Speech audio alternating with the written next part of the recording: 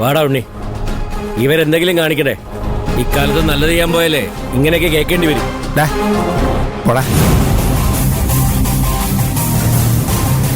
ഏതാ ഈ ഭ്രാന്തന്മാരൊക്കെ? ഇങ്ങനെ കുറെ ഭ്രാന്തന്മാര് നാട്ടിലുണ്ട്. അതുകൊണ്ടാ ഞാൻ വീട്ടിലേക്ക് വരാൻ പറഞ്ഞ. വെറുതെ നടുറോഡിൽ നിന്ന് പ്രശ്നമായില്ലേ? അതൊന്നും സാരമില്ല. അവന്മാര് കാരണേ താൻ ആധികാരികമായി ഇതാണ് ഞാൻ കല്യാണം കഴിക്കാൻ പോണ ആളാന്ന് പറഞ്ഞില്ലേ? അത് അത് കേൾക്കാൻ ഒരു സുഖമൊക്കെ ഉണ്ടായിരുന്നു. ഇപ്പോഴേ പകുതി കല്യാണം കഴിഞ്ഞ പോലെ തോന്നുക. പ്രശ്നങ്ങളൊന്നും ചാടാതെ വീട്ടിലെത്താൻ നോക്ക്. അല്ല ലക്ഷ്മി, എനിക്ക് ഒരു കാര്യം കൂടി പറയണ്ടായിരുന്നു. ലക്ഷ്മി ലക്ഷ്മി ലക്ഷ്മി പോലെ സന്ധ്യകളിൽ എന്നെതിരെ നീ വരവേ അനുരാഗമെന്നുള്ളം കട്ടെടുത്തില്ലേ വാക്കിൽ നീ മിണ്ടാതെ കാത്തതും നോക്കിൽ തൂകും നിന്നുതാനേ നീയൻ നീലാകാശമാകുമോ ഞാനോ മേഘങ്ങളാ.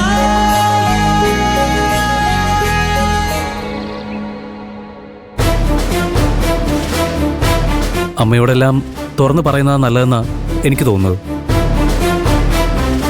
ഞാനും അത് തന്നെയാ പറയുന്നത്. പാറുവാണ് സമ്മതിക്കാത്തത്. ഇത് ധൃതി പിടിച്ച് പറയേണ്ട ഒരു കാര്യമല്ല. നമ്മൾ ഇഷ്ടത്തിലാണെന്ന് പറയുമ്പോ അമ്മ അത് അംഗീകരിച്ചില്ലെങ്കിൽ എന്തു ചെയ്യും? നമുക്ക് പണ്ടത്തെ പോലെ പരസ്പരം വെറും സുഹൃത്തുക്കളായിട്ട് കാണാൻ പറ്റുമോ? അമ്മ സമ്മതിച്ചില്ല എന്ന് കരുതി നമ്മൾ എന്തിനാ എല്ലാം മറന്ന് പഴയതുപോലെ പെരുമാറുന്നത്?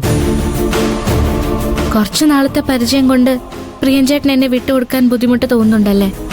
ജനിച്ച അന്ന് മുതല് പ്രിയൻചേട്ടന്റെ കാര്യങ്ങളെല്ലാം നോക്കുന്ന അമ്മയ്ക്ക് എത്രമാത്രം ബുദ്ധിമുട്ടുണ്ടാവുമെന്ന് ആലോചിച്ചിട്ടുണ്ടോ?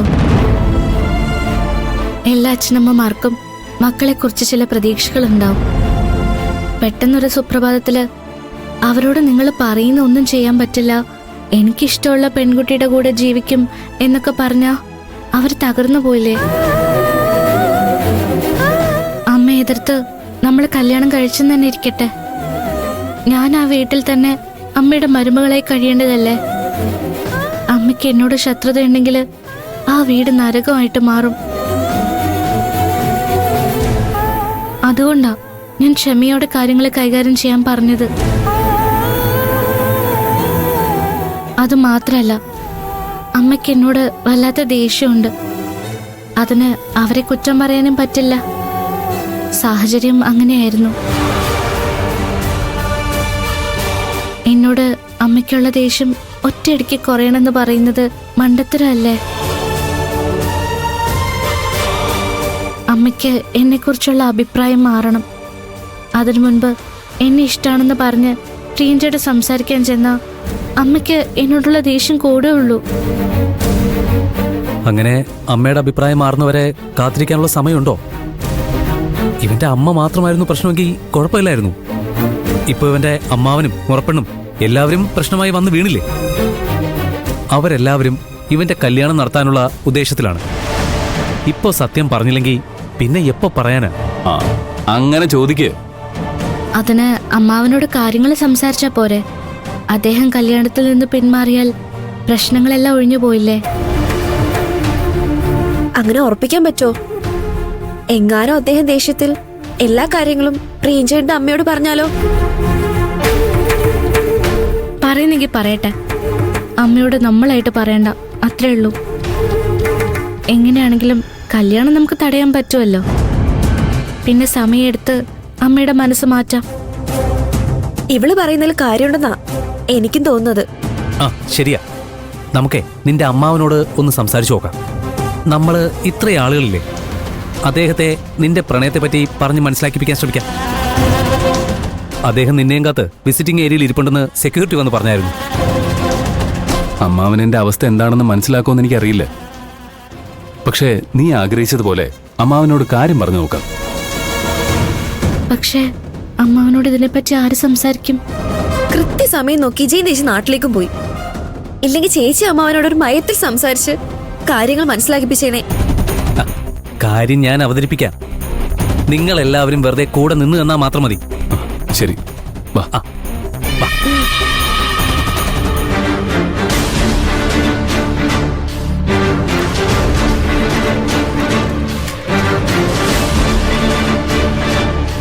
അമ്മാവ ആ ഇവരൊക്കെ വേണ്ട. നീ നിന്റെ കൂട്ടുകാരെ കുറിച്ച് കുറെ സംസാരിക്കാറുണ്ടല്ലോ. ഇവരാരൊക്കെയാണെന്ന് എനിക്കൊന്ന് കണ്ടുപിടിക്കാൻ പറ്റുമോ ഞാൻ നോക്കട്ടെ. ഇത് മോഹനായിരിക്കും. ആ അതെ. ഈ കുട്ടി സൗന്ദര്യായിരിക്കും.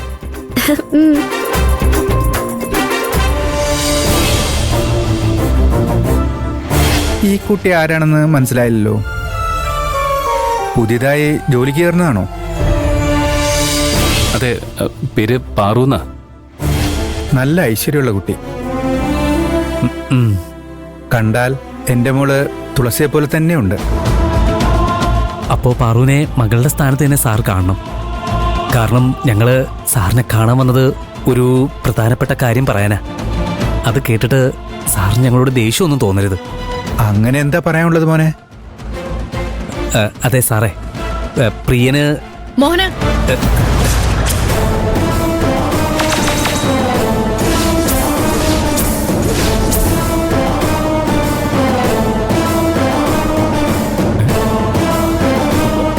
അമ്മാവൻ ഒറ്റയ്ക്കാ വരുന്നതെന്നല്ലേ പറഞ്ഞത്? അത് നിന്റെ കൂടെ വരുന്നെങ്കിലുള്ള കാര്യമല്ലേ മോനെ. നീ നേരത്തെ വീട്ടിൽ നിന്ന് ഇറങ്ങിയില്ലേ? എനിക്ക് ഈ സിറ്റി ഒന്നും വലിയ പരിചയമില്ല. നിന്റെ കമ്പനി കണ്ടുപിടിക്കാൻ ഞാൻ ഒരുപാട് കഷ്ടപ്പെട്ടേനെ. അപ്പോഴാ ശോഭ എന്റെ കൂടെ വരാന്ന് പറഞ്ഞത്. അല്ല, എന്താ നിങ്ങളെല്ലാവരും ഇങ്ങനെ പേടിച്ചു നോക്കുന്നത്? അങ്ങനെയൊന്നുമില്ലമ്മേ. എന്നാൽ ഞങ്ങൾ വന്ന കാര്യം പറയാം. നാളെ അമ്പലത്തിൽ വെച്ച് പ്രിയനും എന്റെ ചേട്ടന്റെ മോള് തുളസിയും തമ്മിലുള്ള കല്യാണം ഞങ്ങൾ പറഞ്ഞു ഉറപ്പിക്കുക.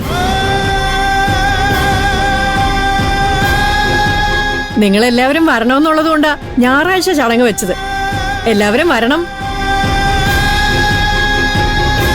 അതെ മക്കളെ, നാട്ടിലായിരുന്നെങ്കിൽ എല്ലാത്തിനും ഓടി നടക്കാൻ ഇഷ്ടം പോലെ ബന്ധുക്കളുണ്ടായിരുന്നു. ഇവിടെ ഞങ്ങൾക്ക് കുടുംബമെന്ന് പറയാൻ നിങ്ങളൊക്കെ തന്നെ ഉള്ളൂ. അതുകൊണ്ട് നിങ്ങളെല്ലാവരും വരണം. സന്തോഷ വാർത്ത പറയുമ്പോൾ എപ്പോഴും മധുരം കൊടുക്കണമെന്ന് പറയും. ശോഭ, അവർക്ക് സ്വീറ്റ്സ് കൊടുക്ക്. പാറു,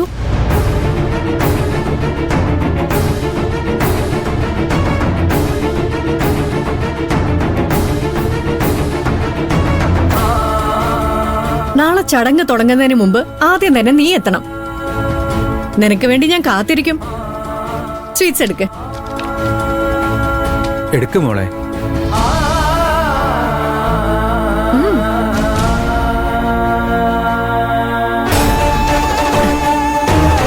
എന്തൊക്കെയാണ് നടക്കുന്നേ?